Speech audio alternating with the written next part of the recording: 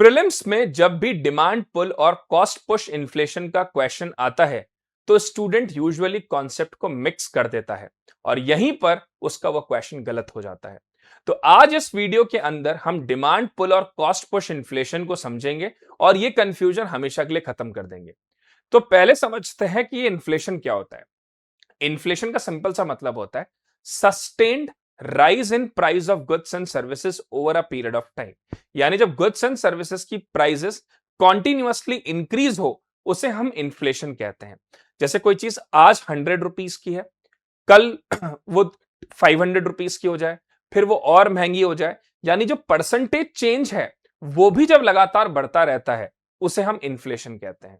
ठीक है, एक एग्जाम्पल से अगर मैं आपको समझाऊं, मान लेते हैं कि ये टी है, लेट्स से, हाँ ये टी का प्राइस है।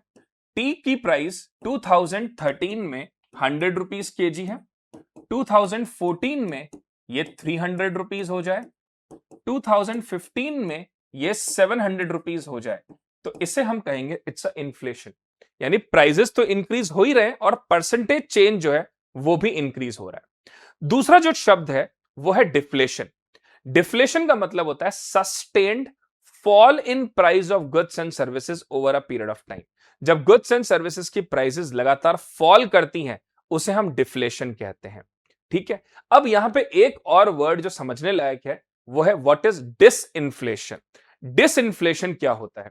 तो अगर इसी एग्जाम्पल में मैं आपसे ये कहूं कि टी की प्राइसेस जो हैं ये 100 रुपीज से 200 रुपीज हुई, फिर 250 रुपीज हुई, फिर 270 रुपीज हुई, तो देखिए यहां पे प्राइजेस तो इंक्रीज हो रहे हैं लेकिन जो परसेंटेज चेंज है वो कम हो रहा है। यानी यहां 100 रुपए से प्राइस बढ़ रही है, यहां 50 रुपए से प्राइस बढ़ रही है और यहां 20 रुपए से प्राइस बढ़ रही है। इसे ही डिसइंफ्लेशन कहा जाता है।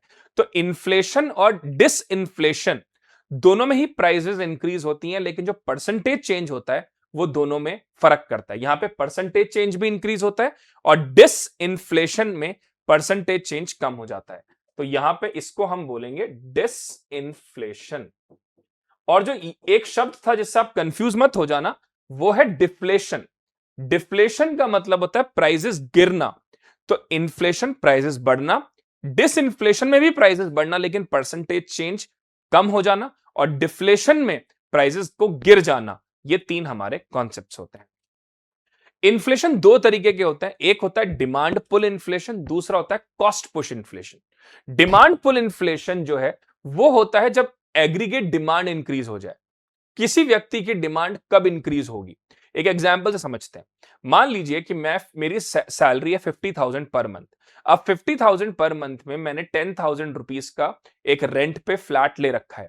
तो अगर मेरी इनकम 1 लाख होगी, 1,25,000 होगी, 1,50,000 होगी, तो मेरे एक्सपेंडिचर्स भी बढ़ेंगे। मैं हो सकता है 10,000 रुपए के घर को छोड़ के 30,000 के घर में रहना शुरू करूं।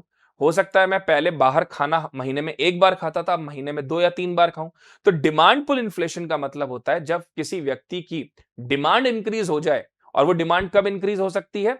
जब वो व्यक्ति की इनकम इंक्रीज हो जाए या जब गवर्नमेंट एक्सपेंडिचर ज्यादा कर दे। अगर सरकार एक्सपेंडिचर ज्यादा करेगी तो लोगों की इनकम बढ़ेगी, और जब लोगों की इनकम बढ़ेगी, एम्प्लॉयमेंट बढ़ेगा, तो उनके एक्सपेंसेस बढ़ेंगे। या फिर गवर्नमेंट टैक्सेस को कम कर दे। अगर गवर्नमेंट टैक्स को कम करेगी तो उससे क्या फायदा होगा? लोगों की इनकम ज्यादा बचेगी, सेविंग ज्यादा होंगी, और उससे वो फिर डिमांड ज्यादा करेंगे।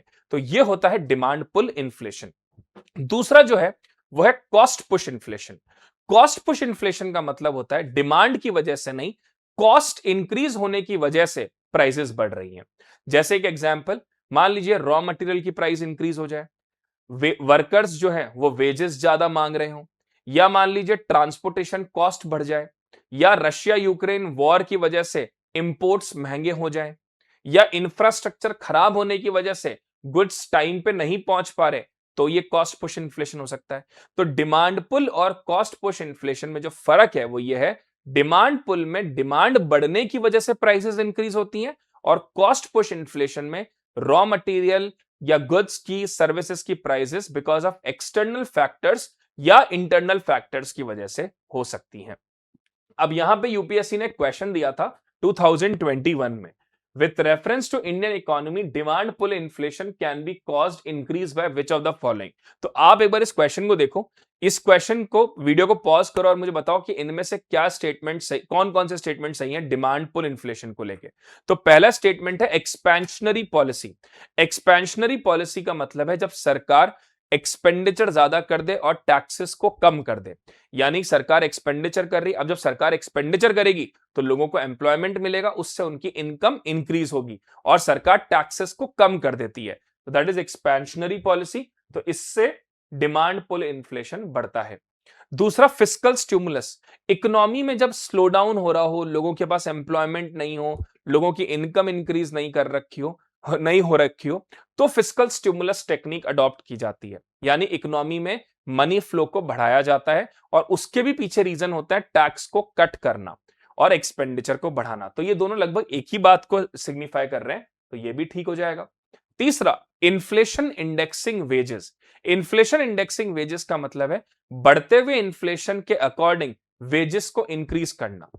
जैसे कई बार आप कहीं पे किसी लेबर को बोलो भैया ये काम कर दो, वो बोलेगा नहीं सर मैं इतने में नहीं कर पाऊंगा, महंगाई बहुत हो रही है। तो यानी कि वो महंगाई के अकॉर्डिंग अपनी वेजेस को इंक्रीज कर रहा है। जैसे मैं आज अपने एम्प्लॉयर को कहूं सर मैं 50,000 में काम नहीं कर पाऊंगा क्योंकि मेरा घर नहीं चल पाएगा, तो उसमें इसका मतलब क्या है कि अपने एक्सपेंसेस को मीट करने के लिए मेरी जब तनख्वाह इंक्रीज की जाए, वो होता है इन्फ्लेशन इंडेक्सिंग वेजेस। तो इससे डिमांड पुल नहीं, इससे कॉस्ट पुश इन्फ्लेशन बढ़ता है।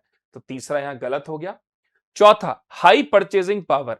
जब किसी व्यक्ति की परचेजिंग पावर ज्यादा होगी तो डिमांड पुल इन्फ्लेशन पक्का बढ़ेगा, तो चौथा भी ठीक है। राइजिंग इंटरेस्ट रेट, अगर बैंक्स इंटरेस्ट रेट्स को इंक्रीज कर देगा, लोन्स महंगे कर देगा, तो उससे क्या होगा, उससे कॉस्ट पुश इन्फ्लेशन बढ़ेगा, चीजें महंगी होती जाएंगी। तो ये स्टेटमेंट यहां गलत हो गया। करेक्ट हो गया हमारा 1, 2 एंड 4 ओनली। अब आप इस क्वेश्चन को देखिए, वीडियो पॉज करिए और मुझे बताइए इनमें से क्या कॉस्ट पुश इन्फ्लेशन का पार्ट होना चाहिए। कमेंट में मुझे आप सबके मैसेजेस चाहिए होंगे। तो फर्स्ट है इंक्रीज इन इनडायरेक्ट टैक्सेस। अगर सरकार इनडायरेक्ट टैक्सेस बढ़ाएगी तो कॉस्ट पुश इन्फ्लेशन बढ़ेगा, this is true. Second, raw material की प्राइसेस इंक्रीज होगी तो भी कॉस्ट पुश इन्फ्लेशन बढ़ेगा। तीसरा, मनी सप्लाई अगर इंक्रीज होगी, इंक्रीज अगर मनी सप्लाई की होगी, लोगों के पास ज्यादा पैसा आएगा, तो डिमांड पुल इन्फ्लेशन बढ़ेगा, ना कि कॉस्ट पुश। तो ये गलत हो गया।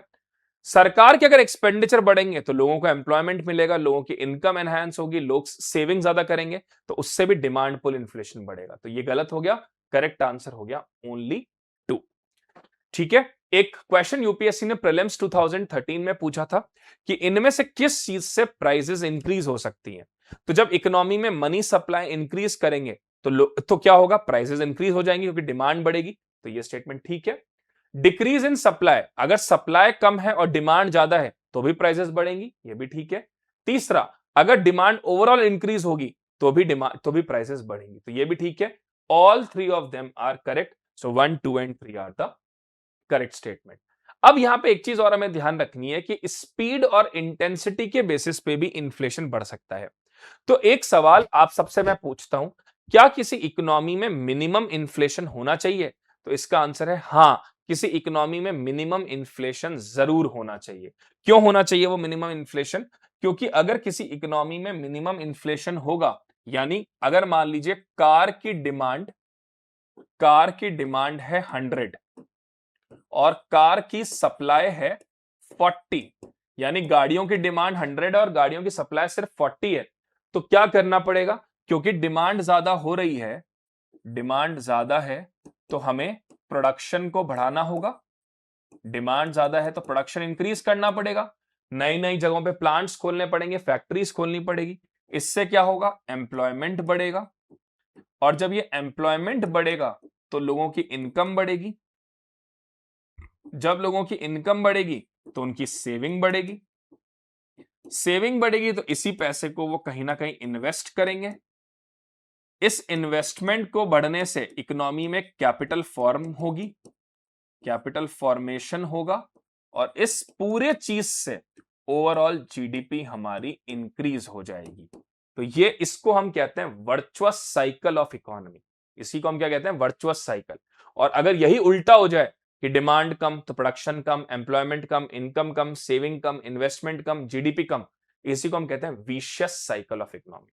इसीलिए इकोनॉमी में मिनिमम इन्फ्लेशन चाहिए और उसी मिनिमम इन्फ्लेशन को क्रीपिंग इन्फ्लेशन कहा जाता है। ये देखिए, दिस इज क्रीपिंग इन्फ्लेशन। दूसरा होता है वॉकिंग इन्फ्लेशन, मतलब क्रीपिंग से थोड़ा ज्यादा लेकिन एक पर्टिकुलर रेंज के अंदर। जैसे भारत के केस में 4% प्लस माइनस 2% एक इन्फ्लेशन टारगेटिंग है, यानी 2% से 6% के बीच में इंडिया में इन्फ्लेशन का टारगेट बना रखा है। तीसरा होता है गैलोपिंग इन्फ्लेशन।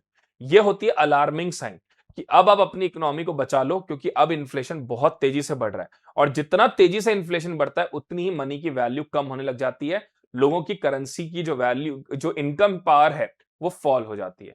और चौथा होता है हाइपर इन्फ्लेशन, एक ऐसी सिचुएशन जब चीजें इतनी महंगी हो जाए, इतनी एक्सट्रीम सिचुएशन हो जाए इकोनॉमी के अंदर कि मनी की वैल्यू बिल्कुल ना के बराबर हो, उसे हम हाइपर इन्फ्लेशन कहते हैं। वेनेजुला में ये हुआ, वर्ल्ड वॉर के बाद जर्मनी में हुआ, जिम्बाब्वे में हुआ, ये सब हाइपर इन्फ्लेशन के पार्ट हैं। इसी तरह इन सारे वीडियोस को देखने के लिए आप हमारे चैनल को सब्सक्राइब करिए, ताकि आपके इकोनॉमी के बेसिक्स और जो फंडामेंटल्स हैं वो और अच्छी तरह से क्लियर हो पाए। और उम्मीद करता हूं आपको ये इन्फ्लेशन चैप्टर समझ में आया होगा। अगर आपको ये समझ में आया है तो कमेंट में जरूर मेंशन करिए। Thank you and God bless you all.